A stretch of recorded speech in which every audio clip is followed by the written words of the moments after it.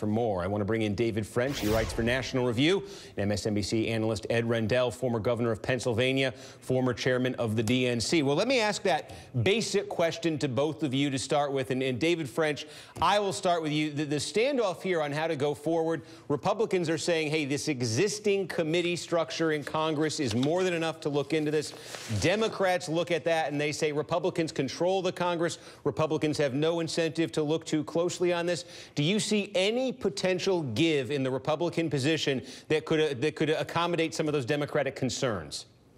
I think there might be give if there are further revelations. But right now, if the revelations stay where they are, I'm not seeing a whole lot of give in it, and we're going to have to take a really close look at the intel committees to see that they do their job diligently and they do their job thoroughly. I mean, this is a situation that should be, in some ways, beyond the tribalism and partisanship of our times, but it's not. Nobody is covering themselves in glory right now, and on a very, very serious matter. But I think the short answer to your question is, absent further revelations, I don't see any immediate change, but we cannot assume that there won't be further revelations. It seems like every news cycle brings something new, every week brings something new, and we may be headed inevitably to a select committee just because of the momentum of the events. And Ed Rendell, where do you come down on this in terms of how to go forward? Again, Republicans staking out the position that the committees work. Democrats, many are saying special prosecutor, some are saying special commission. Is there any sort of compromise you could see Democrats going for that might accommodate where Republicans are right now? Well, first of all, I want to say the problem with letting the intelligence committees do this, if you've got the two Republican chairs in the House and Senate, who went ahead and took instructions from the White House to tell the press that there was nothing there. So they've compromised themselves already to the point where I don't think they could be effective and independent and anybody could have any confidence in them. Look, there are new revelations. European intelligence tells us that there were contacts, many contacts between Trump associates and Russian associates of Putin during the campaign. There are Russian-to-Russian surveillance tapes that show the Russians discussed this during the campaign itself. I think we should do two things. I think we should have a special prosecutor. And by the way, that's not just a Democratic response, Steve. Darrell Issa, a real partisan, has said we need a special prosecutor here. So we need a special prosecutor because some of these actions may be criminal. I'm not saying the president may have had nothing to do with this, but some of the actions are potentially criminal. If there was collusion between Trump associates and the Russian government on how to help Trump win the election, that may be treason for all we know. I don't know what the interpretation would be, but so we need a special prosecutor. A select committee wouldn't have the right to bring indictments. But we also need a select committee on the larger issue, on the issue that all of us, Republicans and Democrats alike, should be concerned about, and that is how do we prevent a foreign government from doing what the Russians did in this election? How do we prevent that in the future? I want to ask you both a version of the same question here. And Ed Rendell, you mentioned Darrell Issa, and yes, that's true. He's come out and said that. But by and large, the rule on this in Washington right now in terms of the response really is polarized by party. And I want to put a poll up on the screen. This was, I think, from about a month ago, but it was asking people if the revelations about Russia, WikiLeaks, the involvement in getting those emails out, if it changed the outcome of the election. And overall, 58% of Americans said no, it didn't change the outcome of the elections. 40 said yes. If you look at the partisan divide on this, though, check this out. Barely any Republicans say it had an impact, just 10%.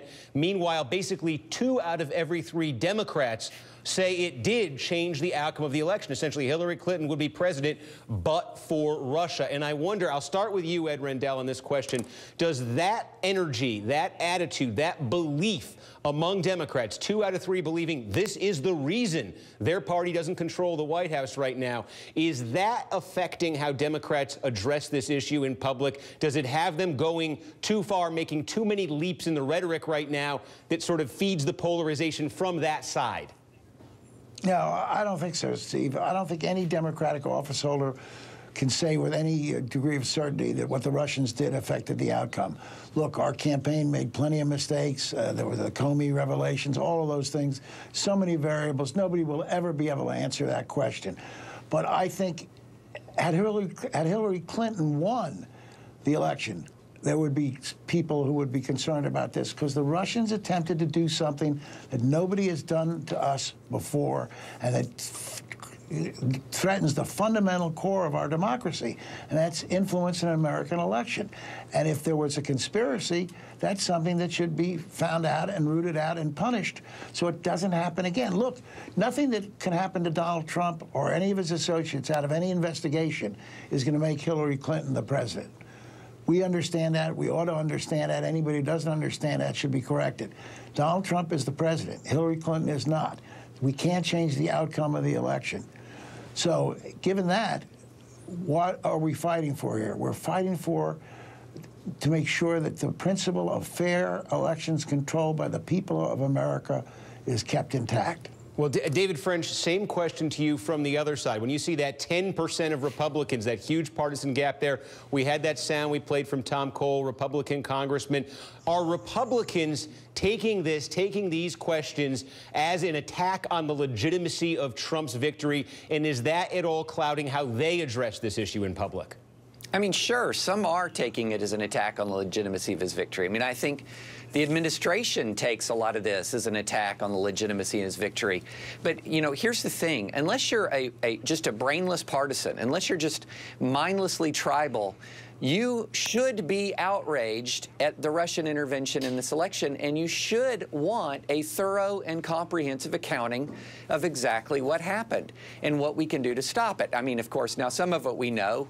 Our DNC could have tightened its own IT security a little bit, but as far as the full dimensions of Russian involvement here, Americans of both political parties should want to know, and they should want to know what Putin's intentions were, what his intentions are in the future, as well as we can discern that. I think this is an issue that, of course, you would say in an ideal world, you can't say beyond partisanship because that's never possible, but one that partisans can at least lay some of their biases to the side and say, we as Americans need to know what happened. It's important for the confidence in our democracy going forward. Let's not forget, from what we know, the Russians seem to want to undermine confidence in our democracy as one of the reasons for this operation. Well, to that extent, they succeeded to a great degree, and we need to restore that confidence, and the way to restore that confidence is thorough, expeditious investigation.